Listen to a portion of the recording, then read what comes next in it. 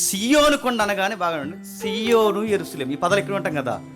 సియోను యెరూషలేము, సియోను యెరూషలేము, సియోను పట్టణమా యెరూషలేము పట్టణమా, సియోను పట్టణమా యెరూషలేము పట్టణం వింటాం.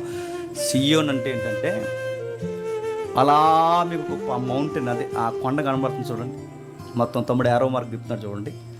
ఆ కనబడుతున్న ఈ ఎత్తైన నేల, ఈ కన్స్ట్రక్షన్ కింద ఉన్న ఆ ల్యాండ్ అంతటిని ఏమంటారంటే సియోను కొండ అంటారు. ఈ సియోను కొండ మీద కట్టబడిన సిటీయే యెరూషలేము. అందుకే సియోను పట్టణం అన్నా యెరూషలేమే, యెరూషలేము పట్టణం అన్నా సియోను పట్టణమే, సియోను పట్టణం అన్న యెరూషలేమే, యెరూషలేము పట్టణం అన్న సియోను. ఇప్పుడు బాగానండి, బండ మీద కన్స్ట్రక్షన్ జరిగితే స్ట్రాంగ్గా ఉంటాయా ఉండవా?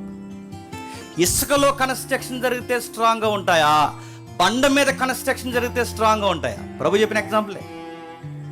బండ మీద కట్టబడిన పట్టణము స్థిరముగా ఉండను. ఇప్పుడు చెప్పండి, సియోను పట్టణం వలె నీతిమంతుడు స్థిరముగా ఉంటాడంటే నువ్వు దేవుడు చెప్పినట్టు జీవించి దేవుని ఆజ్ఞలు పాటించి దేవుని దేవునికి దగ్గరగా ఉంటే తుఫాన్లు వచ్చినా, ప్రమాదాలు వచ్చినా, ప్రకృతి వైపరీత్యాలు ఎంత విలయతాండం చేసినా నీ లైఫ్లో నీ గుడారం కానీ నీ జీవితం కానీ ఇంచు కూడా కదలనడానికి వాడిన జోగ్రఫికల్ ఎగ్జాంపుల్ చెప్పండి, సియోను కొండ.